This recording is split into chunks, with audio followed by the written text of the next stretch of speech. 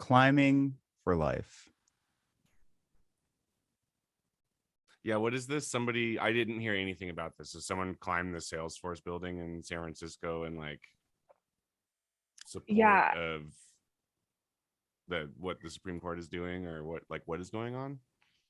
So I was driving to pick up someone at SFO yesterday, and my partner tells me, we're looking at San Francisco. My partner tells me, did you hear someone free soloed the Salesforce tower? And I was like, whoa, it's crazy. And apparently this person free solos things to bring awareness to like pro-life issues. And That's so weird. And yeah, I was like, it didn't fully register that, because my partner was like, what a loser. And I was like, in my mind, I'm like, but I like life is good. I like life. human life is, should be, I don't know, like, yeah. So then I realized it's what we all fight for, right? I mean, in our own way, but apparently you're not used to seeing like chuds doing stuff like this. Like people are always doing like I ran across the country for, to like feed hungry children, or, I swam across the Atlantic Ocean to promote cancer awareness or something. You never see people who are like, I climbed a building to like to fight against your personal civil rights. Right, or like yeah, I accomplished this incredible physical feat to like, I don't know, bring awareness to how illegal immigrants are screwing up the country or whatever. Like it never happens that way. It's very counterintuitive. So I feel like I'd make the same mistake. Like, oh yeah, life. So do we know anything about this dude other than he just climbed the Salesforce tower? Why Salesforce? Just because it's the most scalable? It's like the biggest building in San Francisco, I guess. Oh. But I guess it's better than invoking the death penalty because you're so pro-life. I don't know. Right. That's happening. That's true. Which apparently like Texas. It's more of like a Spider-Man approach to being a chud rather than a Punisher approach. Which, if I had to pick one of those, I think, I would go with the Spider-Man approach. Yeah, if everyone who was pro-life, just did those kinds of things instead of like actually putting bans on people's bodily autonomy and the choice to have control over your own body, I would, I guess, prefer it. This guy can go climb things. Yeah, have at it. Knock yourself out. But we're just stuck in this, kind of proto-fascist dystopia where we have the oldest constitution in the world. Like, I'm just so exasperated with I guess this is not what the show's topic's going to be, but it drives me nuts. Well, so everything feels so people broken. Are also like, people always do this stuff like free climb something or whatever to sorry, I have my music that is not muted. Okay, there we go. Sorry, everybody. I completely derailed myself there. People are always like doing things like that to like bring awareness to things or whatever, to like go for causes, but this is like a thing that is already in motion and is kind of already in the middle of happening. So it feels more like free climbing a building as like a victory lap for something awful. Spike the football. Happened. Yeah, right. Exactly. I don't know. What if, maybe we could get one of our friends to free solo a building in Sacramento for like prison closure, or that sounds better. But also, I don't really want people to risk their lives because like I care about human life. Well, what if we just have them like free solo the Merc? So if they fall, it's like they don't fall that far. What about if we like free solo Kupros or something? I feel like I could handle that. Yeah, well, even that's a little taller, but yeah, one of those. Does it count as free soloing it if you take the stairs up to the second floor and then go from there? I'm in full support of that. I Yeah. think if Flo and Shannon were here, I don't know.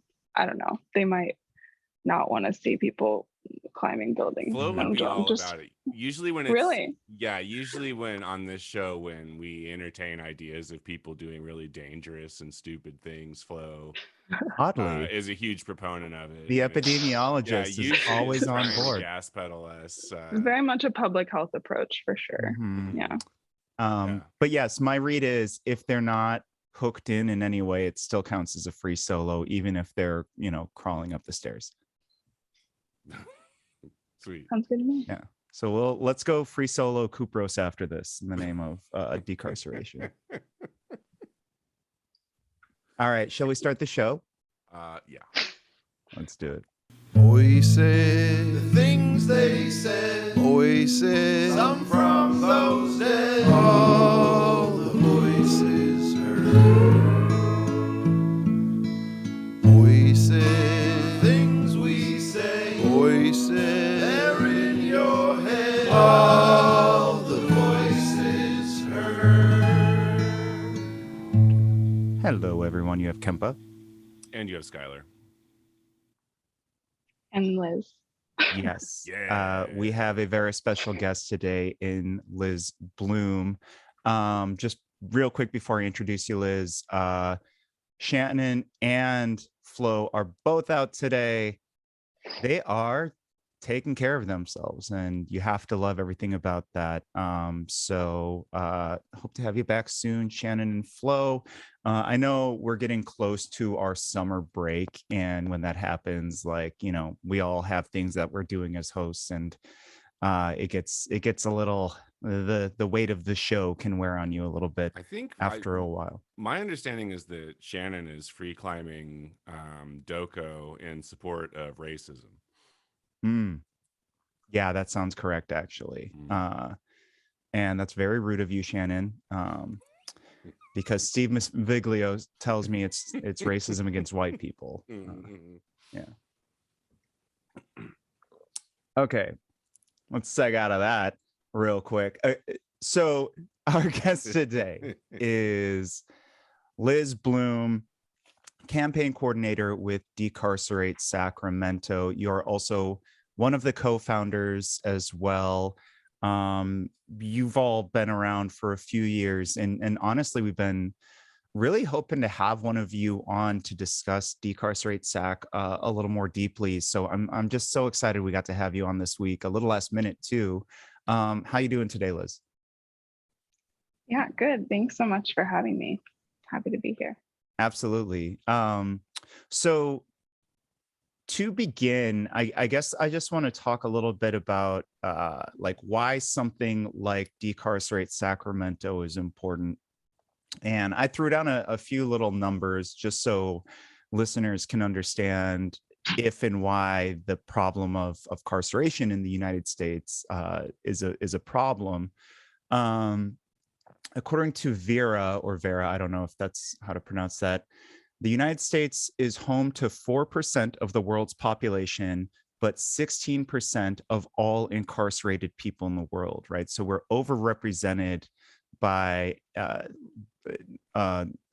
yeah, I saw you rolling your eyes, Liz. Now I'm worried that I'm giving the wrong numbers out. Oh, no, I was like, I thought it was 25%, but I don't know. Really? That's just the one that's stuck in my head is 5% of the world population, 25% of the prison population. But not to interrupt, please continue. But we're overrepresented by a factor of somewhere between 4 and 5, which is a real problem. In California, Black people are 6.5% of the state's population, yet they make up 28% of people in California's prisons serving life sentences. So these are people serving life sentences. That is over 4 times representation there. And I think that drives home a little bit of the racism that is deeply embedded within our carceral and our punitive systems. And then the final number I had, I believe is from Decarcerate Sac's website, that 82% of the Sacramento County jail population is pretrial, which means that they're not convicted. They are just awaiting their hearings, which I think does bring into question a lot of habeas corpus concerns, like a right to a free and speedy trial. You should be free if you are not convicted of anything. Just with those little introductions on that, and Liz, maybe you can drive home some more numbers here. What is Decarcerate Sacramento? When and why did you all begin? Yeah. Thank you for that intro. Yeah, Decarcerate Sac is a coalition that started in 2019, primarily in response to a jail expansion that was planned for the jail in Elk Grove. So it's called Rio Casunas Correctional Center, or we call it RCCC for short. And about 10 or 11 of us came together in a living room and we're just like, we have to stop this. It was really incredible. Tiffany was there, lots of Tiffany folks. Moyer, friend of the show. Yeah. Civil rights attorney. Absolutely. And lots of other folks that I'm not going to name, but we 5 months later actually stopped that jail expansion plan, with so many community members coming together and really putting so much pressure on the Board of Supervisors and really explaining all the reasons why it was a bad idea. And so our goals from the beginning have been obviously to prevent jail expansion, to reduce the jail population here in Sacramento County, and also, and like, this is really all connected, but also to shift our public dollars away from harmful systems of policing and incarceration and towards things that actually keep our community safe. So public health, violence prevention, we could go on and on of like what really truly prevents harm in our community. And I've noticed a lot of the partners working in Decarcerate Sac are a lot of friends of the show that we've had on before that have been sort of spearheading some of these alternatives to policing. So we're friends with the Anti-Police Terror Project. Of course, MH First, Mental Health First, is an offshoot of that, which sort of wants to pave the way and show people, here's how you can do something that's non-punitive or non-carceral that doesn't involve cops when somebody is experiencing a mental health crisis in the community. Obviously Tiffany, a great civil rights attorney who has been fantastic at shining a light on some of the police violence against protesters during the George Floyd protests and beyond. So I guess there is that part where you kind of realize that even if you're a Sacramentan listening to this today, watching this, you don't know what Decarcerate Sac is necessarily, there is at least one or two topics that really are near and dear to you that probably tie in some way with our carceral system, right? Absolutely. I was like, yes, absolutely. I mean, that's the thing that I hope, if anything, folks get out of this. So there's so many issues. I would say I could probably connect any issue to the jail and prison system if you ask me to. But like, y'all talk about homelessness, unhoused communities all the time, right?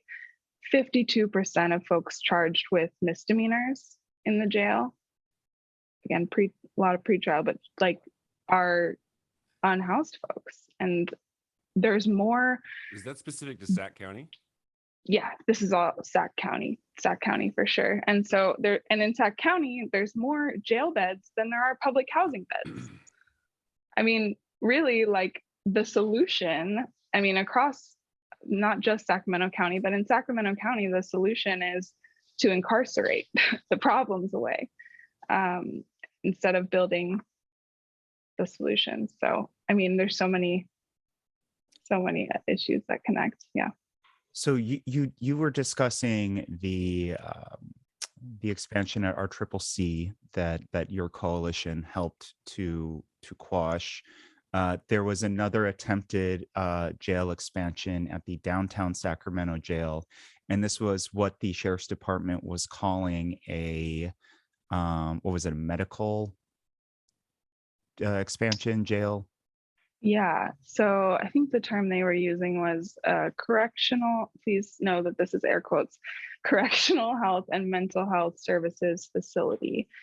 So it would have been a 3-story annex right behind the main jail. So if you've ever been downtown, there's like an empty lot behind the main jail that has a fence around it.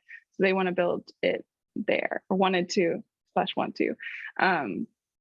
And yeah, I guess just to fill in the timeline a little bit. So after we stopped the first jail expansion, we knew that this class action lawsuit was being finalized. And so it's called Mays v. Sacramento County. Lorenzo Mays was and is, I believe, still incarcerated. He was pretrial for 8 years at the time that the lawsuit was happening. Not convicted of anything. But the lawsuit really highlighted just I don't think words can even describe how horrendous the conditions in Sac County Jail are. And so the lawsuit focused on medical, mental health, ADA accessibility, and suicide prevention primarily. And so the county's solution was to build a new building. And we just know for so many reasons from reading the lawsuit that building is not going to solve the problems. It won't improve certainly the treatment that folks are getting. The sheriff's department already gets a huge portion of the entire general fund from the county, right? What is it? Something like 40%, I think, something like that. And this is from the general fund. And building a new building like that, it's just them finding ways to employ more people, build out our carceral infrastructure. And that's more tax dollars that could be going to these alternatives that you were speaking about, Liz. Also, wasn't there an element during this too, because it was a medical quote unquote building? Weren't they planning to use COVID funds from the federal government to help with that? Something like that, or no? I got to do my homework. Sorry. No. I wouldn't put it past them. Thankfully, I think that was squashed by another national coalition we're a part of. You can't use ARPA funds to build jails, which is an incredible victory. Shout out to those folks doing that fight. But I would say, so just to, this will also help us, I think, understand. So in April of 2020 is when, that's when the pandemic hit. And then we really did our best to mobilize. They didn't even have a public comment system in yet, but that's when they approved this contract with an architecture firm to start designing this new jail building. And then despite that contract being approved, which was crushing, this new jail project was actually canceled by the Board of Supervisors in March of 2021. So thankfully, because it's still canceled, technically, no ARPA funding, I don't think has really touched that. Okay, yeah. Good. Now, just last week, it was in the first week of May 2022, you wrote a op-ed, I believe, in the Davis Vanguard, sort of speaking against the potential building, apparently third time's the charm with the Sac County Sheriff's Department, of another sort of building within the carceral system in Sac County. This one, I believe they're calling it a mental health building of some kind? Can you speak to that a little bit, and why to you, that was a problem enough for you to write a piece in the Vanguard on this? Yeah. So there's a lot. There's a lot going on behind closed doors that I wish we knew everything, even though they say everything they do is public, right? But I just I'll kind of rewind to when they hired on this architecture firm, because it's super relevant. So we learned recently that since March of last year, 2021, they actually, county staff changed the scope of work on or what this architecture firm is doing, to do a study to essentially justify a new building. I mean, we're reading between the lines here, and we haven't seen that study yet. We know it's gone to the Board of Supervisors in closed session. They've disclosed us to that, but because it's closed session, there's still a lot of secrets around it. So much for transparency, right? Yeah, exactly. So we're putting these pieces together because that's what we have to do. And we're like, wait, why would you hire the architecture firm that would profit off of building this new jail annex to do a study to see if it's needed? Isn't there some sort of conflict of interest there? So we brought that to some supervisors. They say they're doing a peer review. We said we'd be happy to do the peer review. But yeah, so sorry, this is a bit in the weeds, but this should be coming back to the board very soon. And so we don't know what they'll call it this time.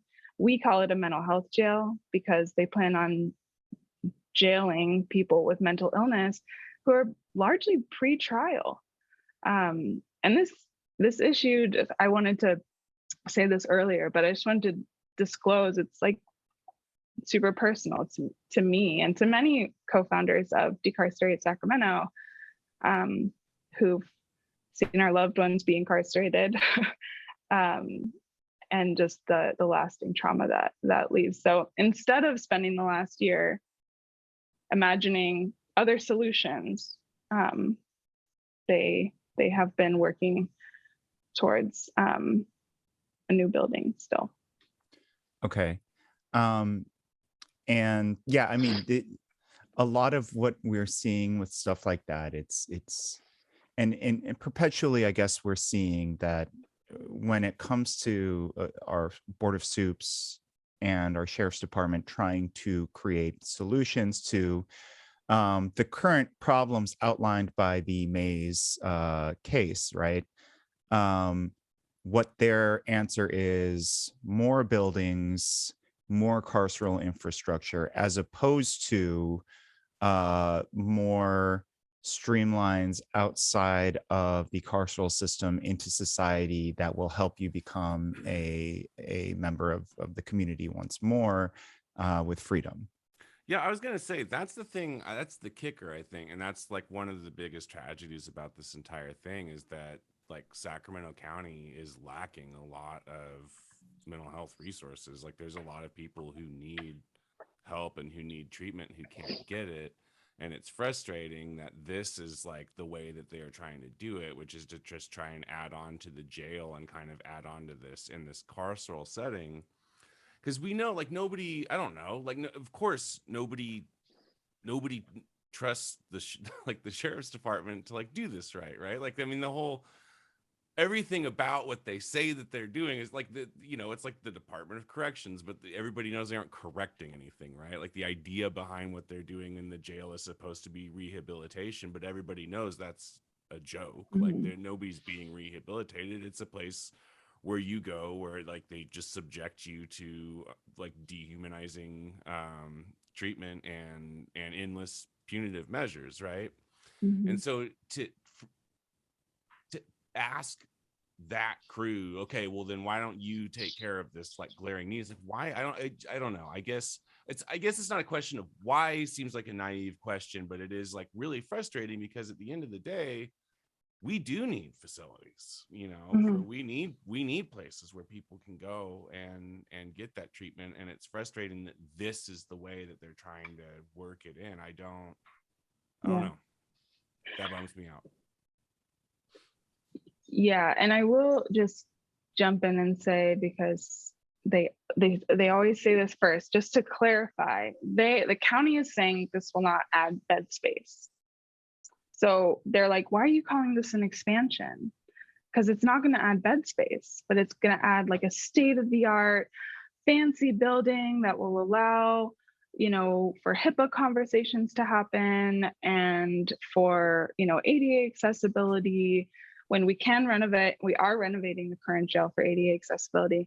Well, also HIPAA conversations, it's like, yeah, this brand new thing called a door. Like, exactly.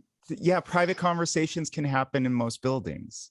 Also, why, if you're worried about this, if you identify this as a need that like is something that we need, why aren't you just advocating to renovate our current jails to accommodate these kinds of things? If you're really worried about ADA and like people not having, you know, people, you know, not getting the treatment that they need, then why not start by just implementing that in the existing structure? I like, to me, that kind of is a sign that you aren't really serious about what you're talking about. If you're not willing to start with, like, especially Sac County Jail, which is famous for being quite bad, aggressive and violent and the deadly. Absolutely.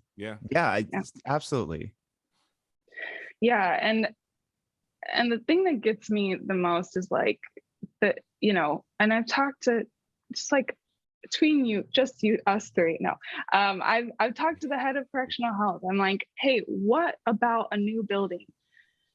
What would make that easier to provide care? And then in the same breath, she's saying that, like, it's okay. I'm okay saying this, but like, I don't think she listens to this podcast. If you do, hi, Sandy. But in the same breath, saying that they've implemented all of these policies, and then we have doctors saying, well, my client actually wasn't given Suboxone when they were going through withdrawal in the jail. And so what they say and what they do doesn't line up. But also, what about a new building will magically make the sheriffs like not listen to, like, the bottom line is it's run by the sheriff's department and there's no accountability for that department. We know that. We keep like, so yeah, like and just recently at the board of supervisors, at a recent board of supervisors meeting, they were talking about this new software they're getting for listening to jail phone calls. And I'm like, and then you say you're going to follow HIPAA in a new building when you're like listening, and they say they flag phone calls for like mental health, basically for suicide, if people are talking about suicide. And that's their idea of suicide prevention, maybe not like torturing people. Maybe not holding them for 8 years pre-trial. I think that's what, you know, when we were talking about the last building they were trying to build, that it was like a healthcare facility, and like obviously it just felt like they were trying to brand that because it was while COVID was happening. Like, oh yeah, we want healthcare for folks, right? We want people to feel safe and healthier. And then and that's why actually when you mentioned the mental health thing with like the next potential building, that's why I was like concerned. I'm like, oh my God, are they trying to brand it again in that way?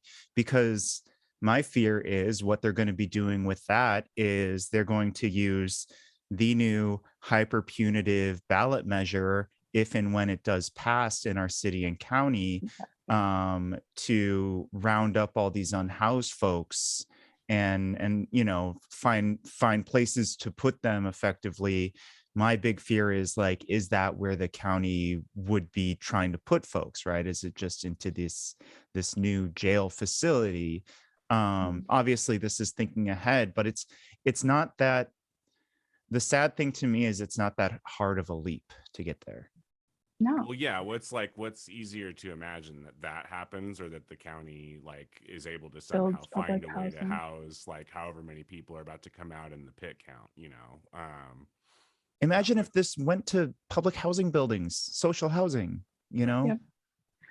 Yeah, we're talking hundreds of millions of dollars. And even if what they say is true, that it won't increase bed space, we're talking about hundreds of millions of our taxpayer dollars to build this facility that is not needed. Even the court, there's like court, I could send you so many, I'm not going to go into the like all these, fancy legal like reporters or whatever. They're like, well, if the county just actually like outsourced to community-based mental, like acute psychiatric beds, which it could, that would reduce the population of folks with mental illness in the jail. And just to throw out there, so if we're talking about that 82% of pretrial population in the jails, 62% of that pretrial population is diagnosed with a mental illness, and they're not convicted of anything. So we're criminalizing mental health. We're criminalizing folks who live outside, especially if that ballot measure at the city passes, which we got to make sure it doesn't. But this is their solution, is to criminalize folks so they can throw them in jail. I mean, that to me is an incredible number. Both of those are incredible numbers, right? First of all, the fact that over 4 out of 5 people in jail have not been convicted of anything in our county.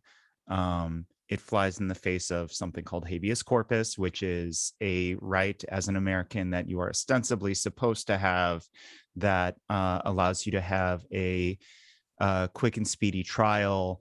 And really, it should promise you freedom until you are convicted of something, more or less. I might be simplifying that a little too much. Feel free to let me know if I am, Liz.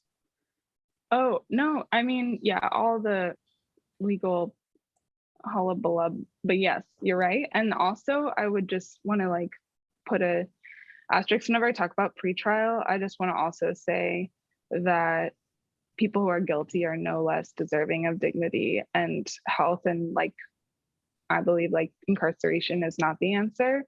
And so I just want to name that before I forget, that like when we talk about pretrial, we're not saying that people who are convicted are any less worthy of not being incarcerated, and like health and dignity and wellness. So yeah, thank you. That gets thrown away. That's not even acknowledged in so many conversations in our country on our prison system. And once somebody is considered, guilty of a crime, or God forbid, a felon, then for so many people, that's it. Then they're allowed to dehumanize them. So thanks for that. Yeah, and it does. I mean, just to get back to like, I don't know, like what I was saying earlier, like the point should be rehabilitation, right? And it's also crazy in this country. Like, have you seen those they've done those videos in I think one of them is like in Norway or something, but they've got like what their jails look like and where those folks go for like to get help or whatever. And then yeah, I mean they're against their will for sure, but it's like a full-on apartment. And they have caregivers to like make sure that their needs are met and make sure they have the things that they need to like rehabilitate, right?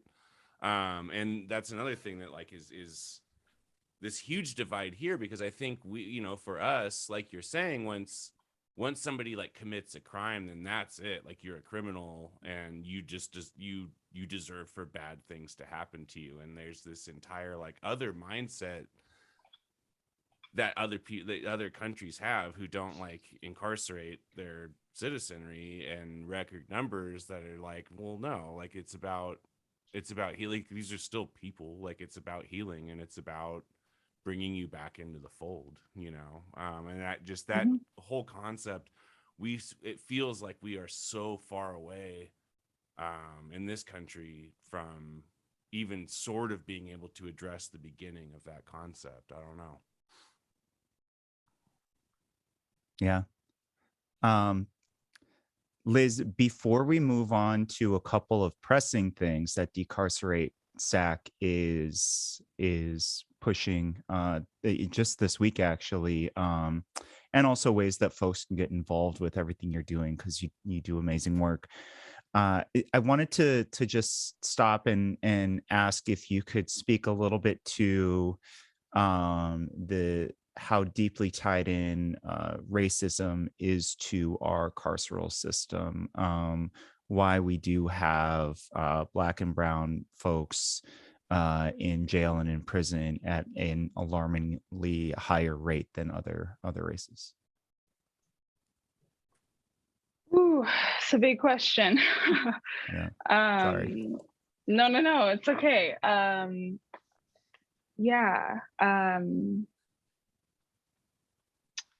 This is a big question. So I don't know if you said the stat already, but the Sac County jail system is almost 40% Black folks. It's, I believe last time I checked, 70% folks of color, and then the Black population of our county is about 11%.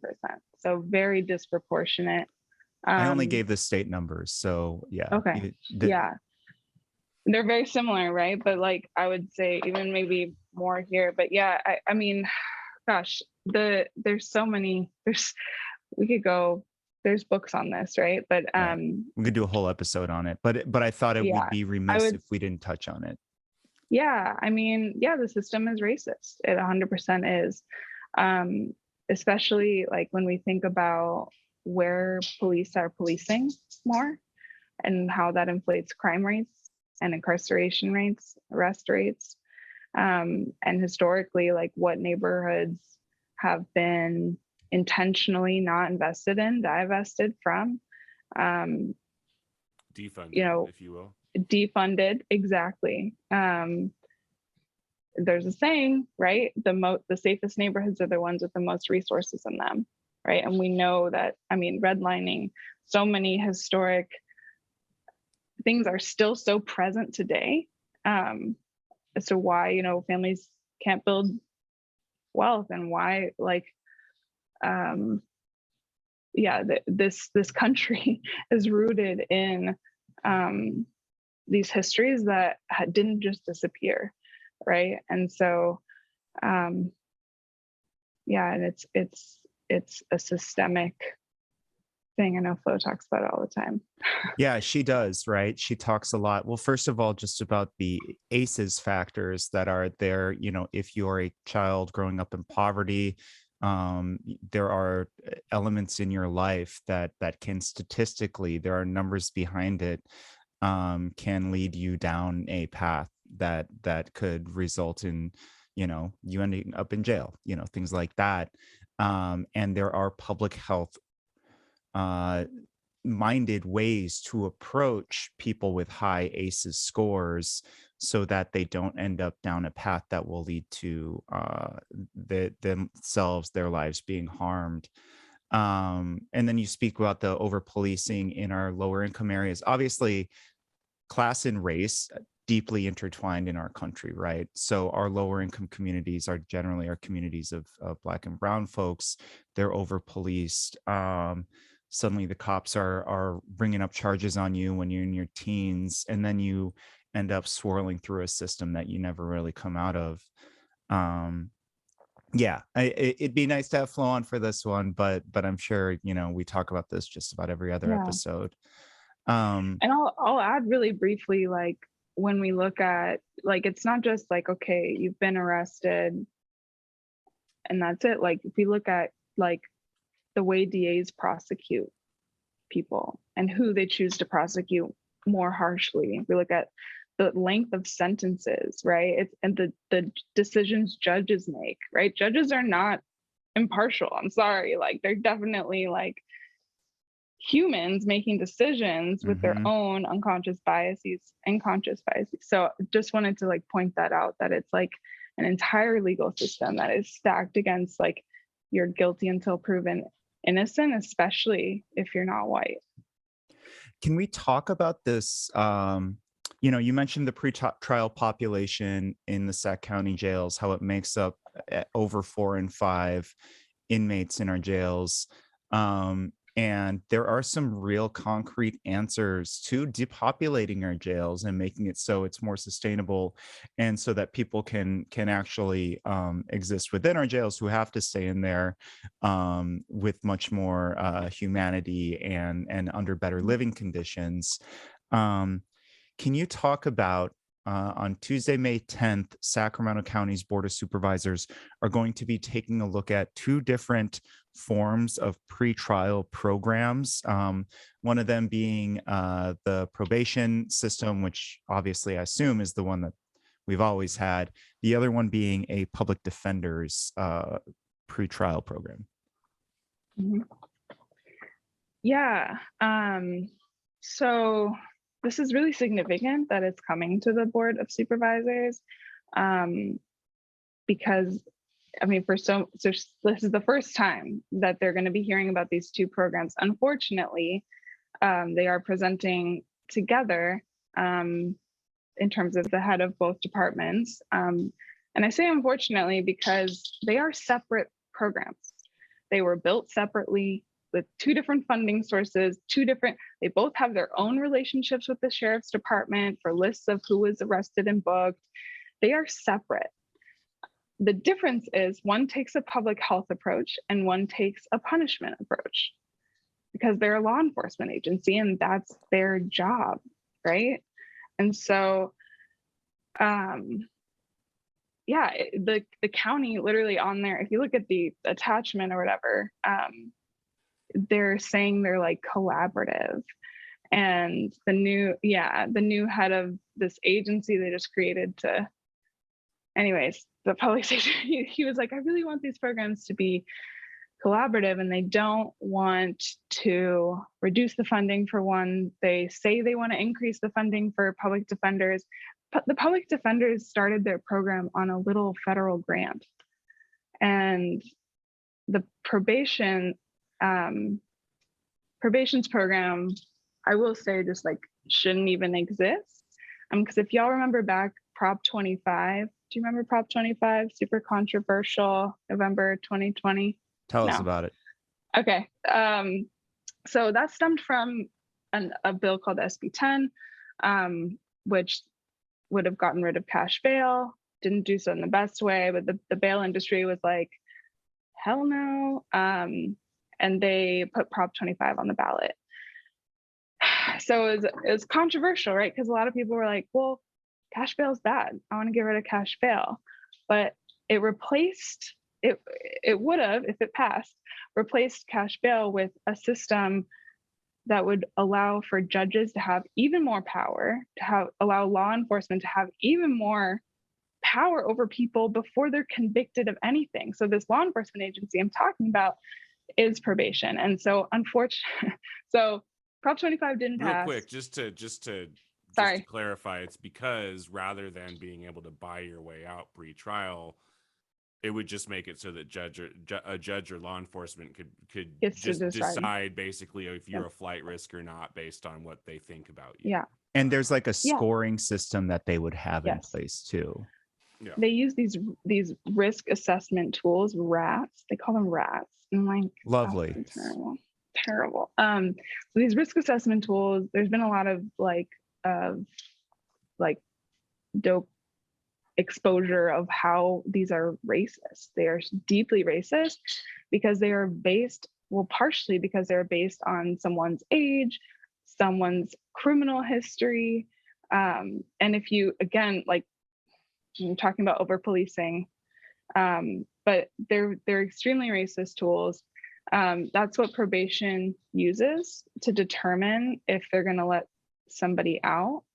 Again, separately from public defender. But going back to probation's program was actually funded by the state after Prop 25 didn't pass. So it's actually against the will of California voters.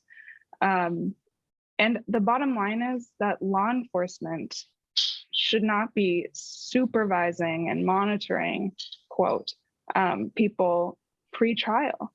Because if you mess up on one of your, let's say, you're released and they say, okay, we're going to drug test you once a week, or we're going to search your home once a week. And if you fail a drug test, or if you don't pass any of their arbitrary rules, you land back in jail, and there's a higher chance that you're going to be like criminalized for something else. Yeah. Well, so the recidivism rate, you have that listed for both these programs. Now, for folks who don't know, recidivism means you've been in the system, you've been in jail. Recidivism rate is the percentage of people who end up back in the system, back in jail, right? The recidivism rate for the probation program, you have it at 13%. Is this within the county? Is that the stat? Yeah, it's all county data. Yeah. And the recidivism rate through this public defender's pretrial support program that, got that little bit of federal funding was just 2%. So that just 1 in 50 people ended up back in the system. So that to me sounds like an incredible success rate. Yeah, and they have such a great success rate because they actually have social workers on their team, and they do, instead of a risk assessment, they do a needs assessment, to where they're interviewing folks pre-arraignment. They get the list from the sheriff of like folks, and they actually told me they prioritize female folks, female categorized folks, and folks with mental illness and others. But they interview folks, this like thorough interview, so they can better advocate to the judge, like, hey, this person has kids at home and they need to be released today, or this person has a job and they're going to lose their job if you don't release them pre-trial. So they're really, and then they connect folks to services like maybe temporary shelter, how they say housing, I say shelter, right? Because it's not long-term. Right. But they connect folks to mental health services. So again, just really like taking that public health approach of like the root cause of why this person was arrested. Okay. So I think we're getting a clear picture on the difference between these two programs. So I get arrested. I've done a crime, or I am being accused of doing a crime. Let's pick a crime for me that would make sense in a storyline like this. What might I have? What have I allegedly done? You're free climbing the water tower to paint it back to City of Trees. It's a good callback. But I don't know, like just like something that, yeah, okay, let's say I did that. I don't know. So I end up in jail. I assumed that like maybe it's for different crimes that have different sort of folks end up, in one or the other. But I think you painted the public defenders pretrial support program fairly clearly. So basically they talk with you, they go through your needs assessment, they work through social workers and getting to know you and your situation, kind of what is best for you that is also best for the community. Does that sound correct? Mm-hmm. Yeah. And so keep in mind that like the judge still has to approve this person's release. So like for people who are like, well, just saying that. And then yeah, so they are I mean, you really, yeah, you described it well. They are really like working with individuals to stop the revolving door of incarceration. I'll throw another stat out there. So 57% of people who are incarcerated in our jails are out in 3 days. And so that's like, why are they there in the first place, right? If people are only there a couple of days. So we need to like close that door. Yeah. Okay, so let's And then on the other side, right, with the probation side, which is the current system we have, correct? I go into jail, and they look at me as, instead of my needs assessments, they look at my risks. Like, is he a flight risk? Is he a risk of this, that, or that? And they use this based off of their RAT rating system. Like, It's a ratting system. is this correct? Like this just all sounds very much like it's threatening to punish you further, even if we do allow you out of jail until your court date.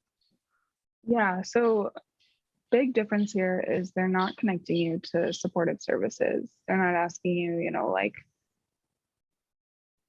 do you need, like, what do you know, they're not supporting it. So both programs like help people get to their like court hearing. I'll say that. Okay. They're both like, these are pretrial programs who are like, you can release this person pretrial, they will make it to court, and they do make it to court in I don't know the stats, but yeah, probation is running this like risk assessment tool, which I think is even limiting the folks that they like allow in their program.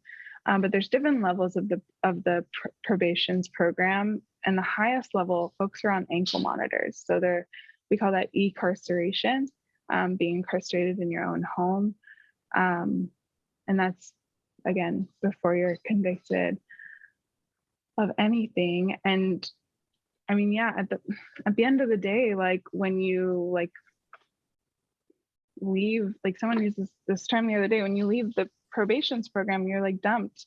You're not like provided with any support. Exactly. And that's the bottom line really, and is like, we can't have law enforcement providing that support because there's like that constant risk. And also like the attorney-client privilege piece is really huge here, that anything you disclose to your public defender is protected, right? So if you're like, I really would like substance use treatment support, I don't know, I would feel more comfortable telling that to my lawyer that's a confidential conversation versus a law enforcement officer who's planning to drug test me.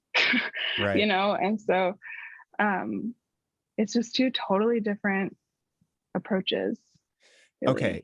So, and to me, there are two bottom lines here. You know, if we're talking about budgeting, if you're a Sacramento County resident, that's all you care about is like, where's my dollar going? And, you know, is it getting the job done? You look at the public defender program, 2% recidivism. And then you look at the probation program, which is 13% recidivism. Hands down, public defender program is more successful here. Not only that, if you look at, and these are the numbers you're giving us today, pricing per participant in the program, in the probation side, for a 13% recidivism rate, taxpayers are still paying $1,300 per participant, whereas in the public defender's pre-trial support program, taxpayers are only paying $200 per participant, which means that is so much more bang for your buck for an outcome that is 6 times more likely to have a positive outcome. Yeah, exactly. When we think about that, the vast majority of folks in the jail are pretrial, you know, which approach do we want to invest in? Do we want to grow the power of law enforcement, or do we want folks to really be treated like human beings? Right. Well, what's the point of the system, I guess, is like really the question, right? Yeah. Like, all right, why are we doing this? Why are we engaging in this way? Is the point to punish people and to ruin people's lives? Or is the point to help people who need help, you know? So for our listeners who prefer the, more human approach that you are advocating, Liz, how can they come out, show up for our currently incarcerated Sacramentans and for the folks with Decarcerate Sac? How can they make their voice heard at the Board of Soups meeting on Tuesday? Yeah. Well, yes, it's Monday when Tuesday, tomorrow, May 10th, at around, it's scheduled for like 10:15, could be later. You can call in and you can say what you think about it, and really urge the Board of Supervisors, especially because budget hearings are less than a month away, to dedicate significant funding to the public defender's pretrial program and their office in general. They're so understaffed. And I'll just say, I don't have the exact numbers, but like their budget versus probation's budget for this is just like a huge discrepancy, and they have better results. And there are powers that be within the county that don't like the success of the public defender's office. Funny how that works. For folks who want to call in and comment, or who want to email your Board of Soups representative, any of these things, the folks at Decarcerate Sac pulled together a very, very exhaustive and eloquent Google document for really your ability to kind of take any of these routes, to send a letter, email your rep, all of these things.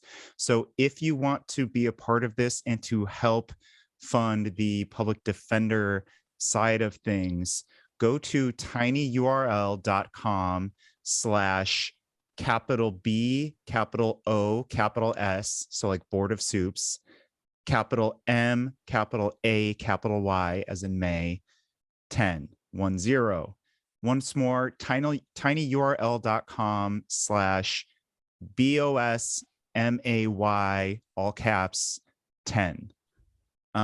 Anything else there? What if someone wants to join you with Decarcerate Sac? How do they get into the fold? Yeah, we would love for you to reach out to us. Email is probably good, decarceratesac@gmail.com. Yeah, if you're interested in helping out advocacy work, we also didn't say this enough tonight, but we also really prioritize building and organizing with folks who are currently incarcerated in our jails.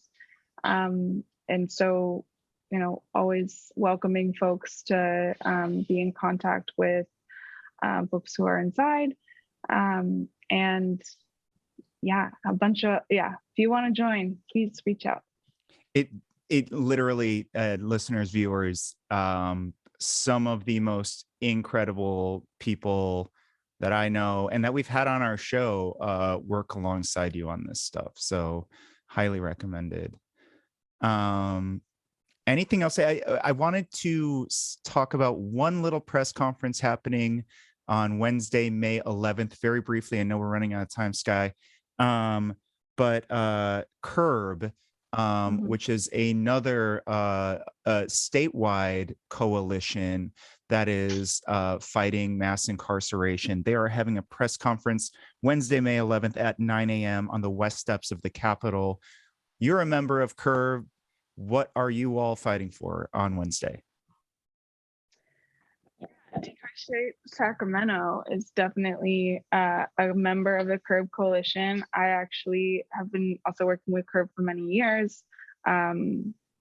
They're just an incredible group of folks. And it's been around for a while now.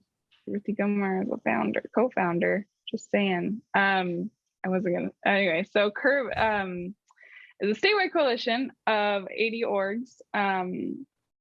And we are hosting a press conference Wednesday morning, bright and early.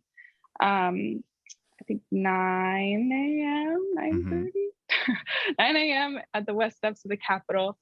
And I always like to start, I just want to say a lot of people don't know that California has actually carried out the largest prison building project in the entire world. From 1982 to 2002, California built more prisons at a faster rate than anywhere else ever. And so CURB is working to repair the harm done from that and close prisons, and simultaneously invest in like a vibrant, California, for all of us that actually makes us safer. And if prisons made us safe, wouldn't California be the safest place ever? The if they United really States would be made the us safe. safest country on the planet by far. Exactly. So actually, Governor Newsom announced he wanted to start closing prisons. And just to give full credit where credit is due, this is due to decades of organizing. And then, but he can take some of the glory. So he closed the first state prison ever, DVI in Tracy, last year. So the soft close, it's not demolished yet. We're working on it. And then there's one more slated for closure in Susanville right now, CCC. And that town is really fighting legally tooth and nail to keep it open because they need jobs. Let's find them other jobs, y'all. Right. We need a just transition away from prison labor, just the same way we need it away from fossil fuel gas. labor. Exactly. So yeah, our press conference is going to be Wednesday morning. We really need folks to show up. We're going to have beautiful t-shirts, incredible speakers. We're going to, I'm happy to, there's a really awesome people's plan for prison closure report. Wow. People's plan for prison closure report that folks should definitely check out if you want to learn more. I know, geez. Where we actually name 10 prisons that we think the state should prioritize for closure. And we surveyed thousands of folks in state prisons to help determine that. And really the report goes into why prisons are public health disasters, why they're environmental hazards, why they're systemically racist, and why they're actually damaging to our economy as well. So love it. Yeah. So thank you. And if folks want to check that out, please go do, CURB stands for Californians United for a Responsible Budget. So a big focus of what your coalition is doing is saying, hey, let's invest less in this massive carceral system that we have and more in the public health and the social safety net in ways that will actually help harvest a healthy community. And the report you were just discussing as well, I think there is a push at this presser, and correct me if I'm wrong, to close another, it was either 5 or 7 prisons by 2025, something like that. And so, all in all, just seems like really, really good work. Thanks. Yeah, I hope to see folks out there. Cool. Is there anything else we want to add? Skylar? I mean, I was kind of sitting here thinking for a minute, like if I wanted to free climb some takes, like a structure, a tremendous structure, hundreds of feet high of takes in support of some chud cause. Where would be a good place for me to get started on my terrible journey? I think I know of a place that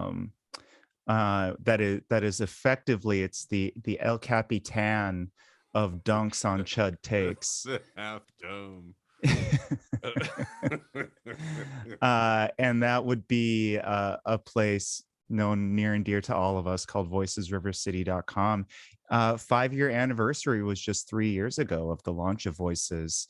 We all know it started news and arts coverage as well as guest essays. Currently, our iteration is the podcast, and all we're doing there, trying to help raise up voices in different orgs and coalitions on who's fighting all of these good fights.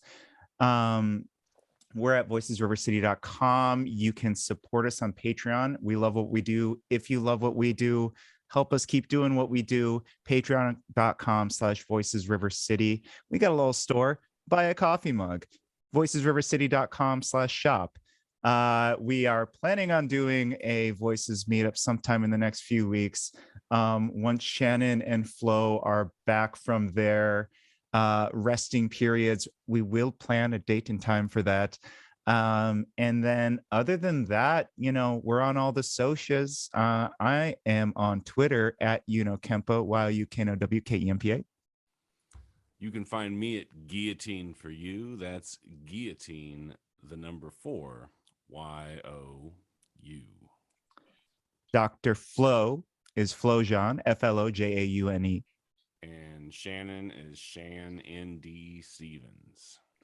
And Liz, it's always up to the guest if they want to share their personal socials, but if you do, please do. And if not, actually, either way, share with us how we can find Decarcerate Sac as well. Yeah, I'll first share. Decarcerate Sac is definitely on Twitter, and it's @Decarcerate Sac. I don't know if I should spell that out, but we're also on Instagram, Facebook, email. And then I think I'm Sac Blum at SACBLUM. That sounds correct. Yeah. Okay, cool. Yeah, I was like, what is my Twitter? I don't know. Yeah. You don't You know. don't It, like say a it lot once of a guests week. actually don't remember their Twitter handles. Yeah, that's because Yeah. most people don't say them all the time. Yeah. Work on that. No, you don't. Yeah, I think you're fine. Great. Well, Liz, thank you so much for coming on. I've got just so much respect for the work you do.